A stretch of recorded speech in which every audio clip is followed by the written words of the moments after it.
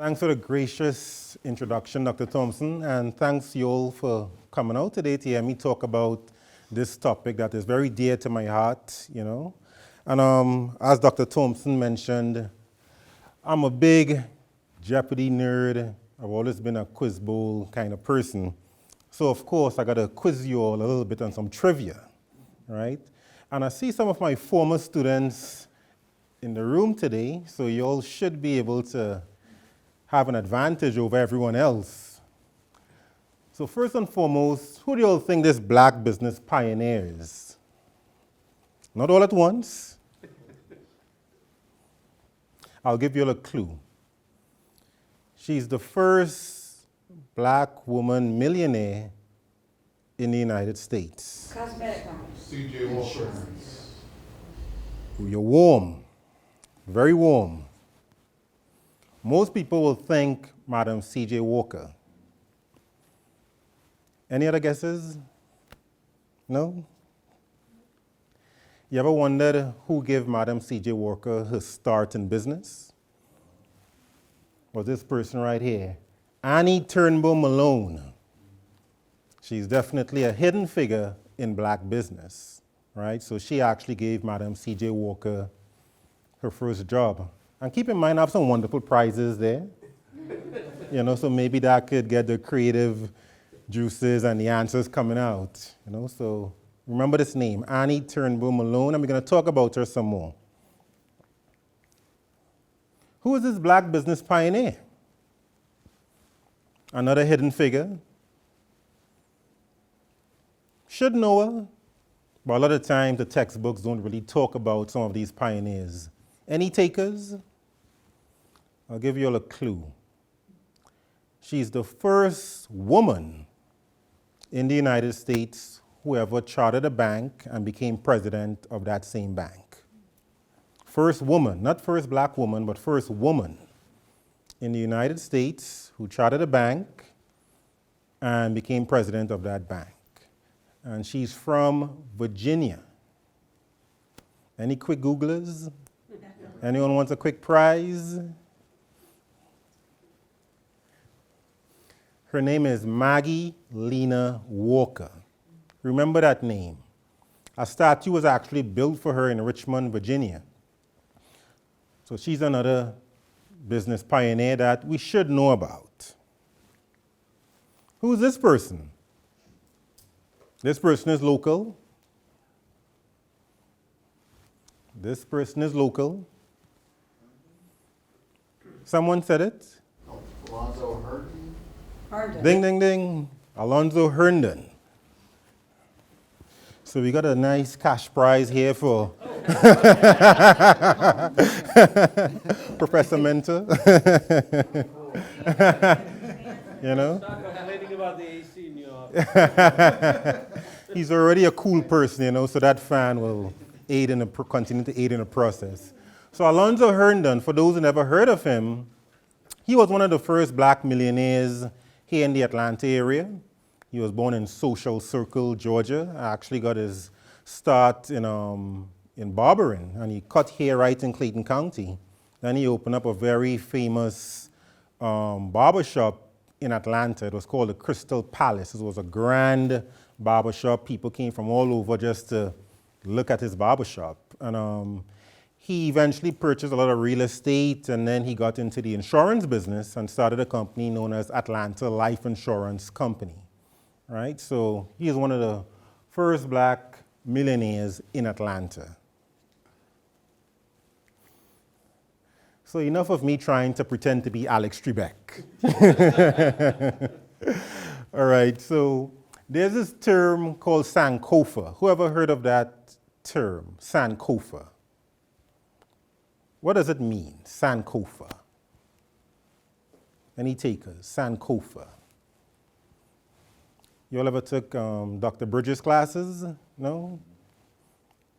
Sankofa means go back and get it. It's a term from Ghana. It's a Akan word. It means go back and get it. And this is something we should all reflect upon, especially during Black History Month. And I'm one of those people. I believe Black history should be something that should be appreciated every day, not just the month of February. But Sankofa is a term that means go back and get it. And that's what I'm trying to do with my research and my scholarship. So in order to achieve managerial and social entrepreneurial success, we may want to consider utilizing some of these African traditions and philosophies of cooperation, right? So here in the US, we all know it's a very individualistic society. Capitalism, of course, is the order of the day. But in African societies, they believe more in this tradition of cooperation, this spirit of communitarianism, right? So according to Nezelibe, African management thought emphasized cooperative teamwork and that whole communitarian spirit, right? So it's more than just, I can do this, but it's we can do this together. You all know the saying, it takes a village, right? So this is pretty much the mantra in many African societies, especially in the past, pre-colonialism. So according to myself and Phipps, the golden age of black business in the US, which was 1900 to 1930, this was influenced heavily by traditional African systems of corporations, not just the capitalistic economic system that we used to, right? So when slavery ended in the US, African Americans were thrust in a world where they needed to understand capitalism, right? Without any capital. That's the ironic thing. So black capitalism incorporated African traditions of cooperation to solve some of the challenges facing the formerly enslaved. And for those who are still kind of wondering about what are these traditions of cooperation, these are some examples. So in the Caribbean, there's something known as Sousou. Where I'm from, it's like a rotating savings organization, pretty much, made up of people who you trust in the village. In Jamaica, they call it partner. You probably heard of it. Mm-hmm. In Nigeria and Ghana, it's called Sousou as well. So growing up in Trinidad, I was always a part of a Sousou. It's what I did to save money. Even to attend college, that's how I saved my money to buy a plane ticket. I was part of a Sousou. So the whole village or community get together and pool money, and every week it's someone's turn to get their hand, as we call it, right? So it's like an informal form of savings organization. And Kenya, they have it as well. It's known as chama, right? So people, they utilize these systems of cooperation to start businesses, to buy a car or some type of thing that they need to improve their life. So for example, in 2011, a group of women from Kibera, which is a slum in Nairobi, they transformed their chama into a cooperative, which enabled them to build homes outside their slum. So they used the power of cooperation to benefit themselves and their families to live a better life. Is it just pooling the resources, or they invest those resources as well? Some people take it to a next level in terms of investing, but traditionally it's just to save money, pool resources, but nowadays people are actually investing. And I believe a gentleman started an app recently called eSusu, which is doing exactly what you just mentioned. So people are taking this to a next level now. Yes? My wife is from Kenya, and I know there some of the women over there, Oh, yes. they come to use it also to start businesses Oh, yes. for each other also. Oh, yes. So they use those chamas as pretty much a bootstrapping technique to start these businesses. And some of them, they start cooperatives, right? And cooperatives, I'm not sure if everyone is familiar with cooperatives. And it's a unique form of entrepreneurship, a very democratic form of entrepreneurship that people know it as something that was inherited from Europe, right?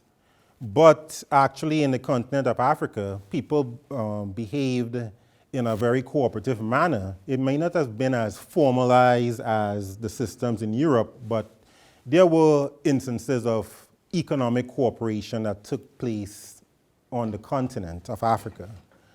So traditional systems of cooperation existed in almost all African societies, and they're still vibrant in contemporary times.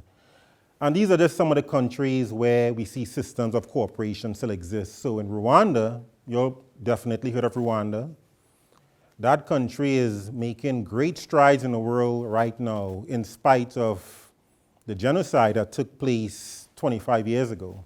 So they have a system known as Umuganda, which is they all come together in common purpose to achieve something. It's used as a form of community development. So every month in Rwanda, everyone from the president, Paul Kagame, to the little guy or the little woman in a village somewhere, they come together and they engage in cleanups, build homes, fix hospitals, and they all do it together. It's known as Umuganda, right? And that is a system of cooperation. And then in Kenya, there's Harambee, which means all pulled together. So most African societies have some form of system of cooperation. Then in Trinidad, where I'm from, there's GAIAP, which is lend a hand. I was part of this many times growing up. If a neighbor needs their home built, let's say their home was damaged, we got together and we gave them a hand. But it was sort of a quid pro quo. They also gave us food as well, you know? Of course. But we didn't do it for money, right? And then in Tanzania, there's Ujamaa, which means cooperative economics. And this is one of the principles of Kwanzaa, which means to build and maintain our own businesses and profit from them together. So Kwanzaa, as you all know, it's an African-American, I would say, celebration that has been created to reclaim African traditions and philosophies. And these are some of the principles of Kwanzaa as conceptualized by Dr. Mulena Karenga. So there's Umoja, which means unity. We got Ujamaa, which means cooperative economics. Kumba, which means creativity. Imani, faith, right? So they all embody that communitarian African philosophy, right? And this is one of my favorite philosophies right here. Mandela made it somewhat popular. Mandela Desmond Tutu. It's South African. It's known as Ubuntu, right? And it means I am because we are. Can you all say that with me? I am because we are. And it's a very powerful saying, and it embodies that spirit of cooperation throughout African societies. And according to Bangura, there are three main tenets of Ubuntu, namely spirituality, consensus building, and dialogue. And in my book, I made the argument, myself and Dr. Simone Phipps made the argument that instead of focusing on a competitive advantage, black businesses should embody some of the principles of the past and focus on instead a cooperative advantage that embodies spirituality, consensus building, and dialogue. And by spirituality, I don't necessarily mean religious. I mean that spirit of community, that spirit of caring that we should all embody to become better citizens, right? So present-day businesses may benefit from adopting these principles. So I gave you all a little quiz earlier on about these hidden figures. And I think I mentioned that, unfortunately, many of them are left out of the textbooks, so we haven't really heard of them. For example, when that movie Hidden Figures came out with Taraji P. Henson, I was ashamed of the fact that I didn't know who these women were. Did you all know? I did not know. So it's very important for us to pretty much talk about some of these hidden figures and probably introduce them into curriculum, and those are some of the things I try to do. So the integration of black management and social entrepreneurship history into the business curriculum, it will help ensure that these positive images and models are sufficiently introduced as a source of learning. So we had this professor at Harvard Business School. His name is Steve Rogers. And he had this class at Harvard called Black Business Leaders and Entrepreneurs. So he recently retired from Harvard, so that class will no longer exist. But he tried to introduce some of these stories and black case studies to his students at Harvard Business School. So in a recent Washington Post article, he stated, we have a curriculum that is not inclusive. We're like a donut with a big hole in the middle. The absence of black men and women who have had business success, the hidden figures who have been ignored, right? So I'm trying to let the world know about some of these hidden figures. It shouldn't be a secret anymore, right? And then Cummins and Bridgman, these are two scholars from New Zealand, friends of mine. They call for greater diversity in management education and rethinking of how management history is relayed. So it's very important to highlight these figures. Who's this person right here? If you could read, you'll know. Who is this person right here? W.E.B. Du Bois. In French, it's Dubois, but he pronounced it Du Bois, right? So W.E.B. Du Bois, leading pioneer in terms of academia. He was a Harvard graduate, if I'm not mistaken, the first African-American to graduate from Harvard with a PhD. So he was a sociologist, historian, professor at Clark Atlanta University, definitely a pioneer. And you're probably wondering, what does he have to do with black business? He has a lot to do with black enterprise in the United States. So he presented economic cooperation as an effective and practical tool to the problems facing the black community. So W.E.B. Du Bois, he was a big proponent of cooperatives as a solution to solving some of the social issues facing the black community, right? So he was the editor of the Crisis magazine. You all ever heard of that magazine? Crisis magazine. This is the magazine of the NAACP, right? So he was the editor and he wrote a lot of editorials trying to advocate for men and women to form cooperatives. That's essentially a way for us to start businesses, especially if you lack capital. So one of the major problems facing black businesses is access to capital. So if you join a cooperative and get a number of like-minded people together, you could pool your resources together, start a business, and take care for need. So he was a very big advocate of that. And he conducted a study known as The Negro in Business that was published in 1899. And it determined there were approximately 5,000 black businessmen. And his research was utilized by this gentleman right here, Booker T. Washington. You all heard his name? What is he known for? Any quick takers? Tuskegee. Definitely Tuskegee.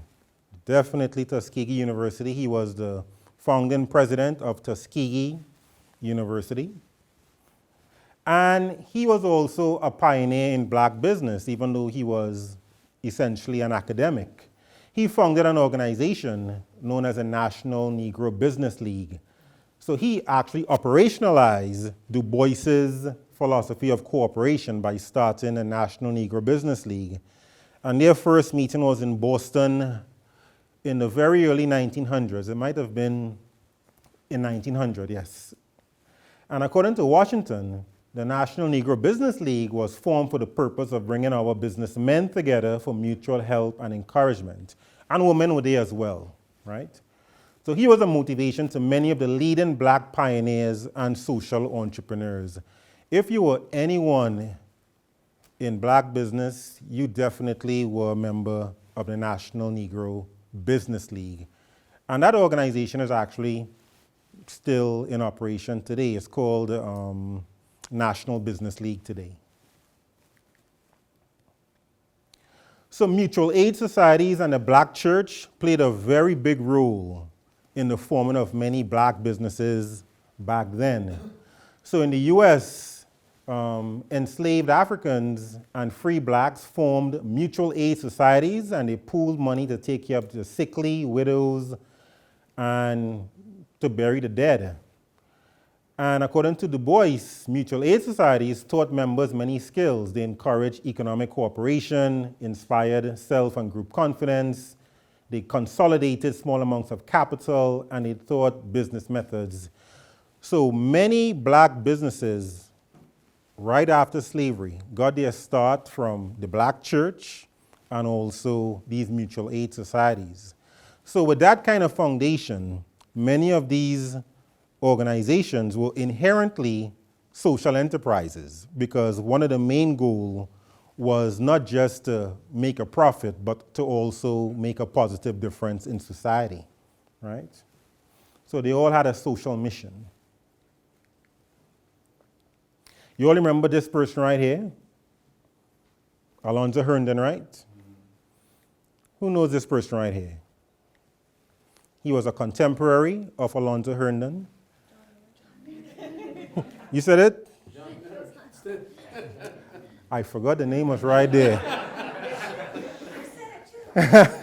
But since you said it and with a loophole, you're going to get a prize. That's fine.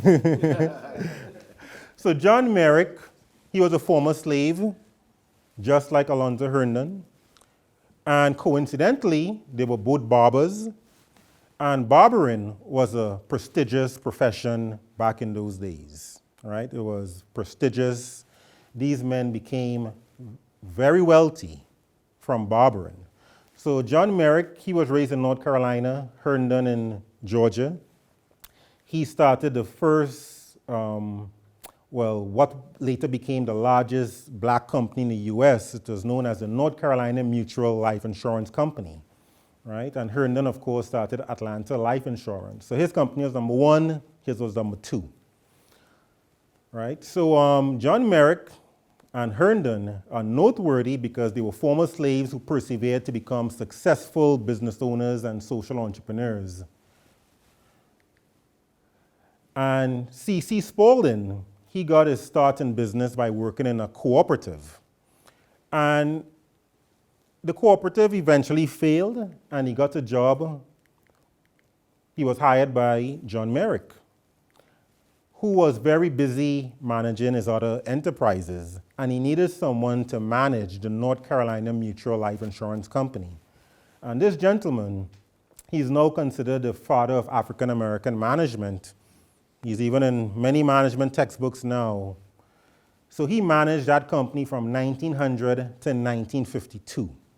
52 years managing a company. That's a long time.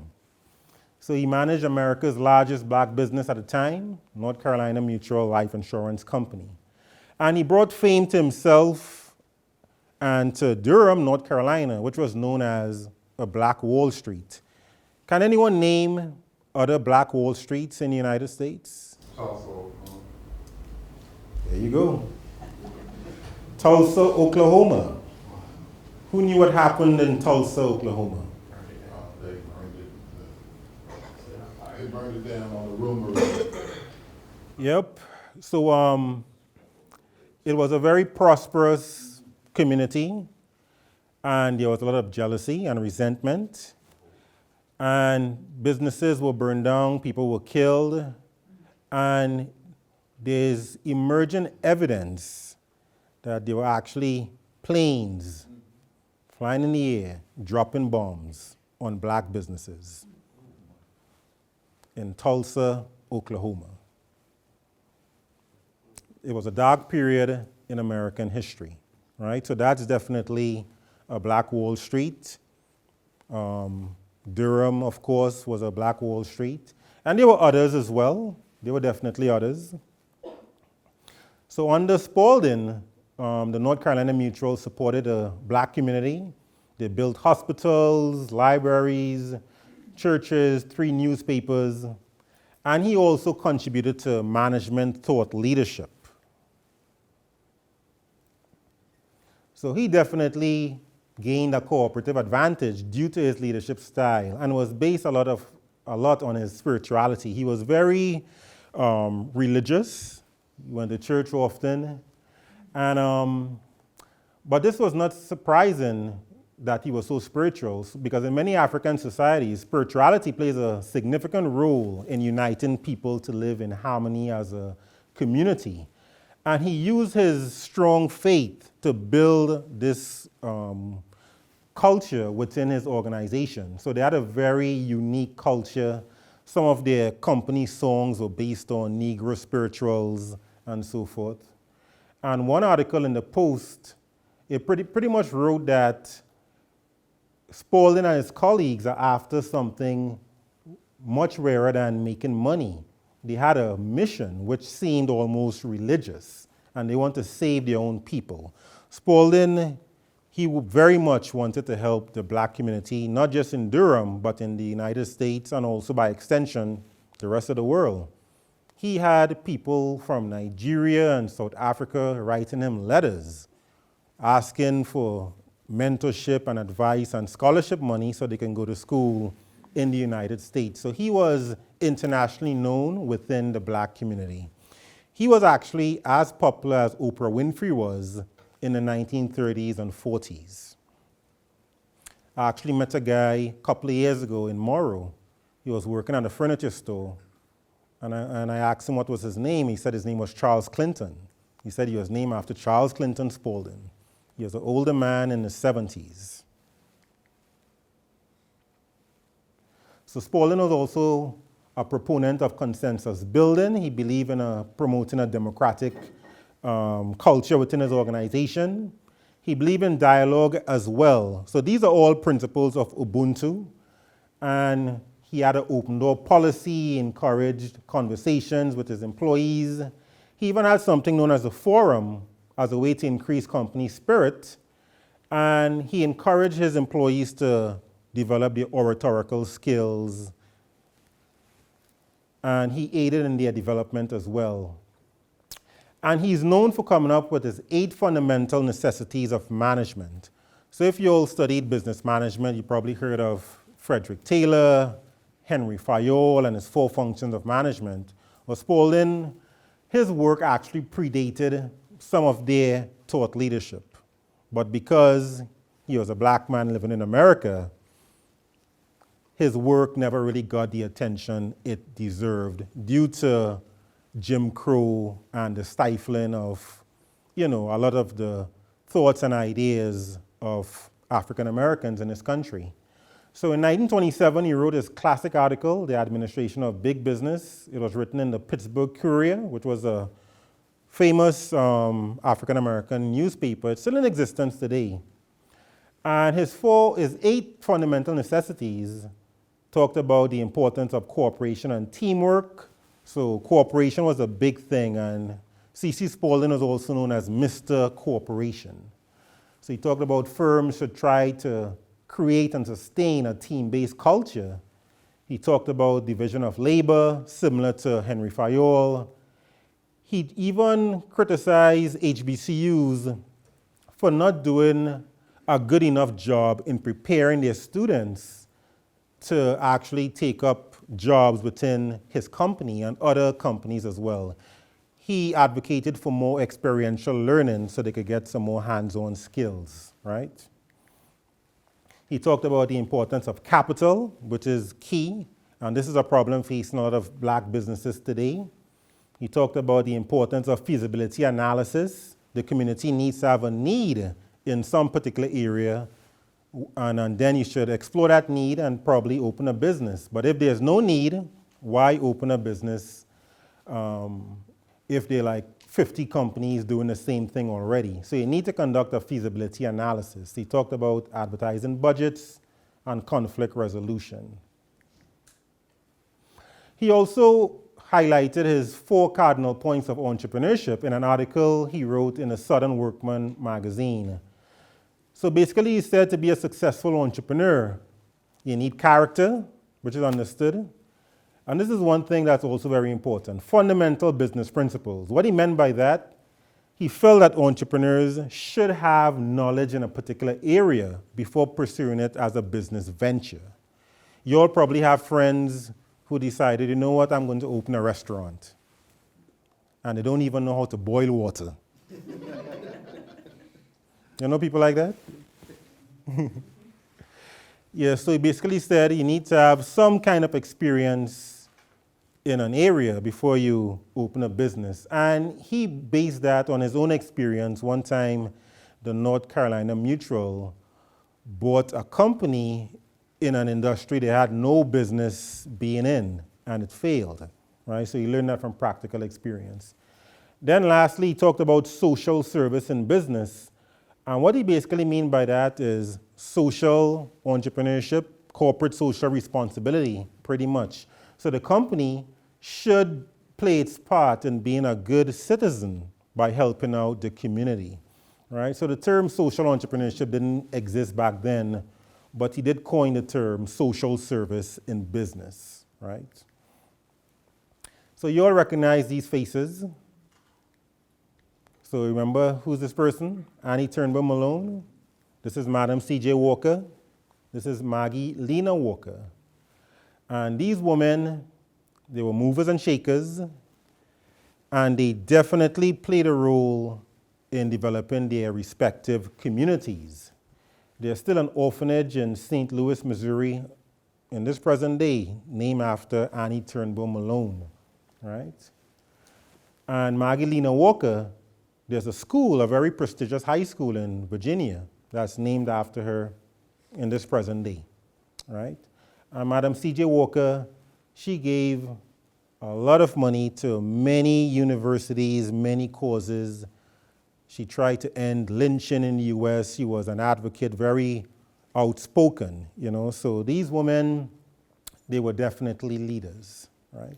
Excuse me. Yes. The bank that Maggie Walker opened, what happened to the bank? Is it still? It's still in existence today. It merged with another bank. It was originally called St. Luke's Penny Savings Bank, and it merged with another bank. I can't remember the name right now. And that bank, I believe, is still in existence today. It's like a community bank now? Yes. Mm-hmm. So Annie Malone, she named the company Poro. But unfortunately, she went through a divorce. And the laws back then were more friendly to the men. So her husband, her ex-husband, took a lot of her wealth, right? So when she passed away, she wasn't as wealthy as she originally was, of course, due to the divorce. So the reason people know more about Madam C.J. Walker, she died filthy rich, right? But Annie Malone, her husband, took a lot of her wealth, right? But she should still be recognized based on her contribution. So a company was named after a Mende word, which is a tribe, a tribe of people from Sierra Leone and Liberia. Poro. So Madam C.J. Walker, she was also very influential, as I previously stated, and she learned a lot from Annie Turnbo-Malone. And then Maggie Lena Walker, we talked about her previously. So some of the current issues facing the black community, you know, we got crime and unemployment and educational disparities. So these are some of the social ills that still exist. And they also existed in the days of W.E.B. Du Bois. And he wrote many articles talking about some of the issues. And he was trying to figure out a way for individuals to utilize business principles to solve some of these problems. So in a research I did in 2011, I found that African American university students did not have high social entrepreneurial intentions. And this is probably due to a lack of knowledge, skills, and abilities, and also access to funding. So I'll ask some of you all in this room right now who are college students, do you all plan to become social entrepreneurs? Do you have intentions of doing so? And by social entrepreneur, I mean starting a business with the goal of making a profit, but also making a positive difference in society. Anyone? What kind of business? Well, I want to start an organization for students, well, not necessarily students, but millennials, Okay. to empower them, speak to them about real life things, how they can overcome situations that they've been through, because every situation for every student or every millennial is different. Your pain tolerance is different, your tolerance to deal with different situations is different. And a lot of us go through things that it's hard to come out of, and sometimes it lowers your self-esteem. It just makes you feel like you can't do what you intend to do or what God intends for you to do. So I want to do that, but I also want to create a small business marketing company that will help millennials or anyone to market their business, whether it's social media or going to different activity fairs or whatever, just doing promotions, but mostly through social media. Okay, so youth empowerment and increasing their self-confidence and all these things. The key is to figure out a way to monetize it. Right, You know? and it's more like, it's more to empower your mind, because I've not necessarily done a lot of research, but I've been doing research on how powerful the mind is, and if you can set your mind to anything, everything is possible. So it's just, I went through a couple of things and I've noticed that your mindset is everything, so I just want to empower other millennials or other adults or children to let them know how powerful their mind is. Definitely. There's a great book called The Growth Mindset. Some of you all should consider reading as well. But as you were speaking, you had me reflecting on the 16-year-old version of myself who would have benefited from a social enterprise like the one you were talking about. I lacked self-esteem and confidence as a young man, adolescent, you know, so those initiatives are needed. Anyone else have any interest in social enterprise? Starting a social business? An idea for a temp agency that focused on training and putting back to work homeless people, but it's mostly focused on former service people and service men and women and ex-cons, because most of what we noticed when we did a little bit of research about watching people become homeless is maybe they're abandoned as children, but a lot of them, after they got out of prison, they had no opportunities because they were not educated. And of course, their records had just pretty much told people that they weren't capable of working anymore. And then people come back from overseas from service and they're not having any opportunities because of whatever they went through. So putting people through a training opportunity so that they can be put back to work. And of course, you profit from that the same way tip to perm agency would. Some powerful ideas in this room. Better be careful I don't steal one of them. But wonderful ideas. And for those who are interested in starting a social enterprise that can help the Black community especially, there's an organization known as Echoing Green, the word echo, E-C-H-O, Echoing Green, and they actually give seed money to young up-and-coming social entrepreneurs who wants to make a difference as it relates to empowering individuals in the Black community. And that business idea you talked about with the temp agency, that's a very powerful idea as well. There are some social entrepreneurs right now in various cities doing some similar initiatives, but I would say Atlanta is a great market for something like that, right? Because there are still a number of social ills that still exist, right? So we just need to embody that spirit of care that existed within the Black community in the past to tackle some of these current issues in contemporary times. So the future of Black social entrepreneurship, it revolves around capital, right? And this is one of the barriers that face a lot of African Americans. So in 2018, Blacks received less than 2% of all capital deployed by equity investors. You know, that is nothing, 2%. And only 1.7% of debt equity guaranteed by the Small Business Administration. So this was some research done by Professor Rogers at Harvard Business School and some of his colleagues. And also management training needed. So according to Fairley and Robb, black entrepreneurs have lower education levels and fewer years of entrepreneurial experience than counterparts, right? But there's some good news. Right now, the demographic group that is leading the way in starting new businesses, guess who it is? I wish I ran out of prizes. But definitely black women. Definitely black women, right? But there's still a problem in terms of access to capital, and some of these businesses don't last longer than 5 years, right?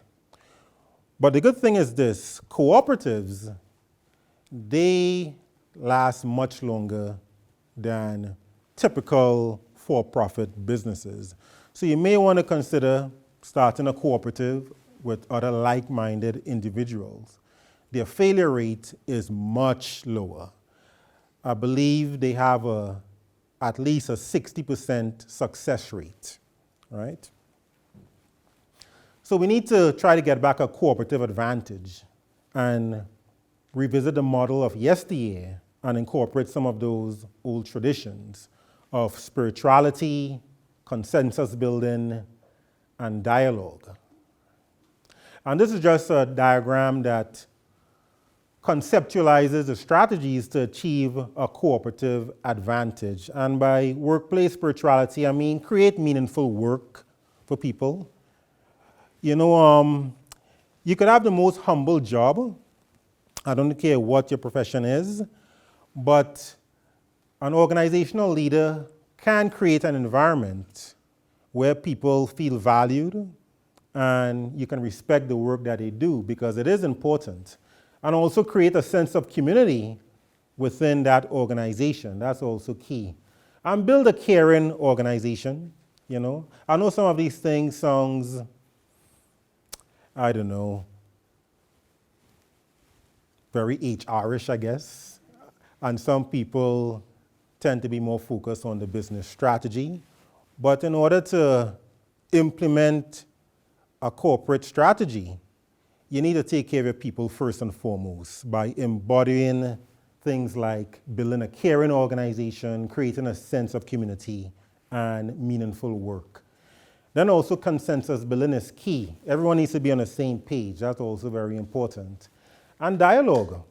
You know, it helps when it comes to building camaraderie, and it allows people to feel included. So these things are key as well. So those are some of the principles that were embodied by some of these business pioneers and social entrepreneurs. And in conclusion, black business pioneers like Charles Clinton Spalding, they got their start in business due to their involvement in systems of black economic cooperation. And he embodied some of the African traditional systems of cooperation and some of these philosophies. And many of them survived the Middle Passage. Being from the Caribbean and living in the US now, I tend to observe a lot of traditions within the black community here in the US, and also my friends from the continent of Africa, be it from Nigeria and Kenya. And many of us still eat similar types of food. Culture is still somewhat similar. There's a lot of commonalities, right? So even though the ugly truth of slavery happened and we were taken to different shores, be it Jamaica, be it Trinidad, be it the United States, a lot of us still practice and embody some of these traditions in a very subconscious manner, right? And it's time to be more intentional with some of these traditions because I believe it can help the black community grow and thrive here in the United States or in the Caribbean, South America, and in the continent of Africa. So we have to strive to gain a cooperative advantage, and this is more than just increasing efficiency or maximizing profits. It's about building community, developing meaningful relationships within the community, within the organization. And in my humble belief, we should also strive to be proud of our African traditions and philosophies because they can play a role in helping organizations thrive today. And according to Cummins, Bridgman, Hassard, and Rowlinson in their groundbreaking book, A New History of Management, they stated there's a need for alternative perspectives on management from locations such as Africa, Asia, South America, and other locations. And then they questioned if the purpose of management was simply increasing efficiency, right? So they're arguing that it's more than just efficiency. There's a deeper, more meaningful thing when it comes to managing individuals. And I took a stab at it with this new book written by myself and Dr. Simone Phipps. It's a shameless plug, I know. It's called African American Management History. You can get it on Amazon.com. Just type in my name or type in the name of the book. And the subtitle is Insights on Gaining a Cooperative Advantage. So the book explores some of the philosophies of Charles Clinton Spalding, Alonzo Herndon, Maggie Walker, Turnbo-Malone, and others that were covered in this presentation. So any questions?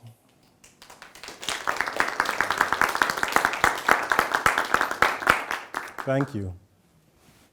Yeah, so as a soon-to-be graduate, like, we understand that diversity in the workplace and in teams is successful and it can be better results. So I was curious, was there any evidence of diversity or diverse teams being successful in times of prosperous Black business? Evidence in the context of Black businesses, you said? Yes. Or was it too early? No, that's fine. Actually, Charles Clinton Spalding, when he started up his insurance company, he made it a point to hire white men and women to sell insurance for his company, and some gladly accepted his offer of employment. So he hired mostly Black women at first, and he gave opportunities to whites as well. So he was actually a proponent of diversity even in the early 20th century. He saw it as a way to bring communities together, because back in those days, segregation was still rife.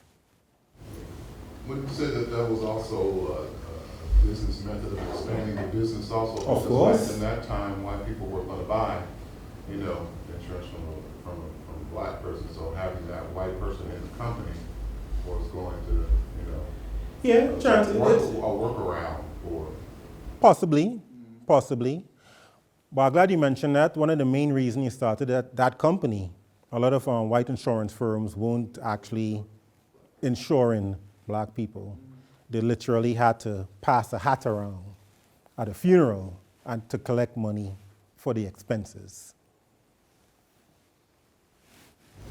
I was interested if there's a through line between this research and your earlier research where you found the absence of strong kind of social, kind of cooperative approaches to entrepreneurship and the absence of these hidden figures in management curriculum, right? So we're talking about Drucker as kind of the founding father, who's really espousing some of the same management principles that were perhaps espoused by some of these other figures, but students aren't being exposed to these other figures. Does that also play into this, well, that I can't see myself as potentially serving in this role because the examples I see don't look, sound, feel like me or my community?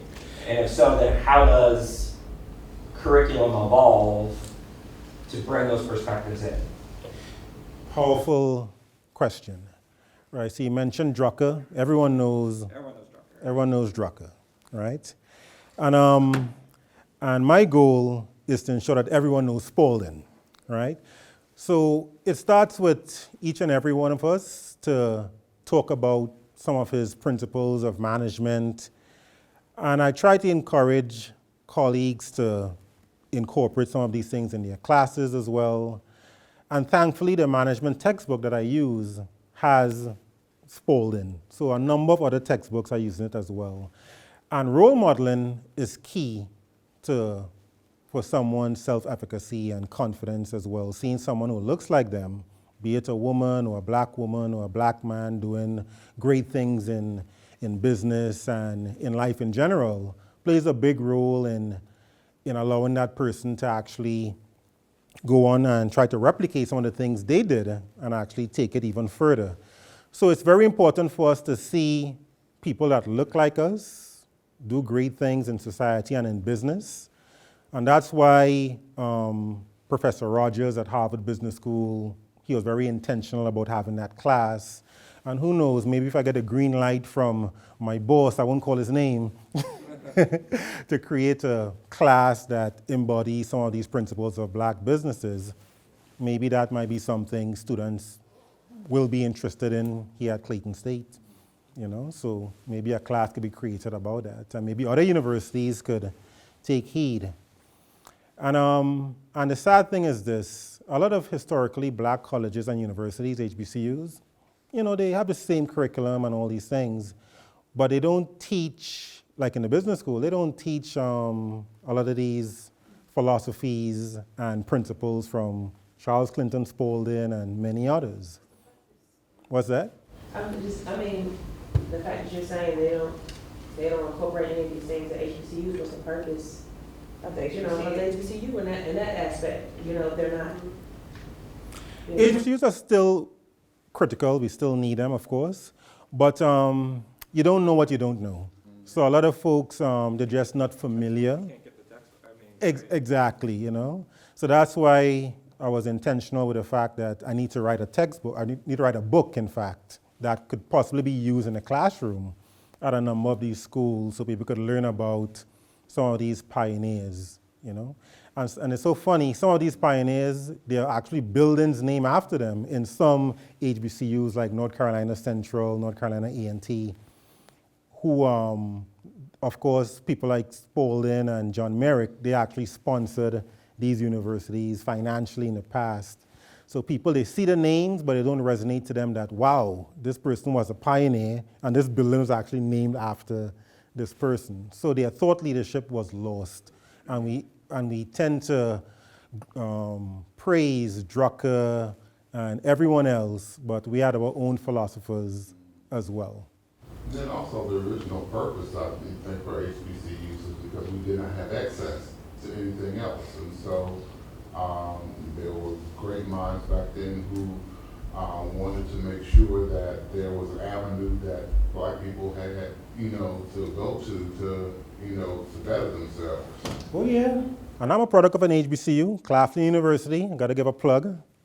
And keep in mind, HBCUs still play an important role. And there are some people from the continent of Africa, like, let me name one person, Kwame Nkrumah, first president of Ghana. He went to an HBCU, Lincoln University in Pennsylvania.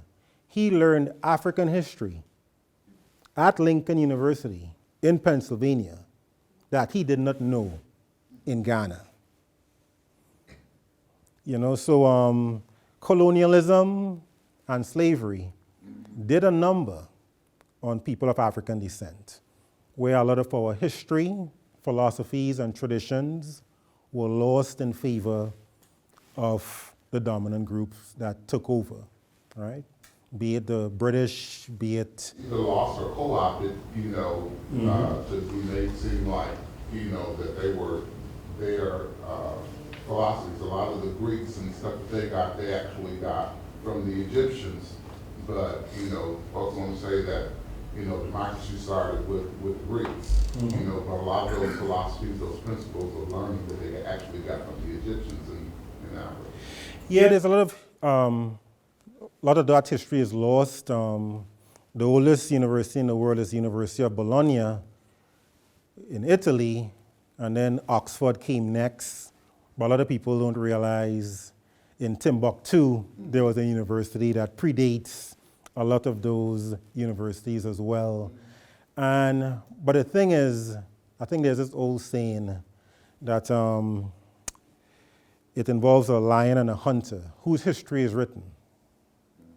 The hunter's history, right? So a lot of times history is lost, but it's up to us now to reclaim some of these histories and traditions and tell our own stories, because there's a difference between the past and history. History is usually someone's narrative about the past that may be incorrect. You know, so we need to reclaim our own history. For Italy, just a correction, Bologna, they don't claim they are the oldest university. They claim they are the oldest continuously running university. So they are still in business and they have been in business. Okay, I guess That's what they claim. that's what they claim? I visited the university. Okay. But many folks attribute them as being the oldest in history. They might, but they themselves don't do that. Okay. One question and got to wrap it up. It's not really a question, but it's more like just a comment. When I was in middle school, and I feel like this helped me a lot, and it would probably help others as well. Not maybe at this age, but when I was in middle school, I was a part of an organization called Sankofa. And I walked in kind of on that conversation, but it was our gym coach, and he pretty much talked about, you know, the past and how the past will direct your future. And I thought that was a good lesson, because even now I remember it. And he just kind of spoke about things that you kind of touched on a little bit, about how influential people in the past, or even styles or thoughts, it's being portrayed in a different way in the future. So if you look at your past and you read your past, you'll know where your future is going to be. It's kind of interesting. But I think that'll be very good for students in college, because then you have a brighter horizon than you do when you're in middle school. So I think that would be a good organization for.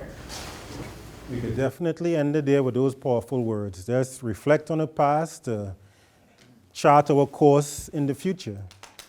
But thank you so much for coming out.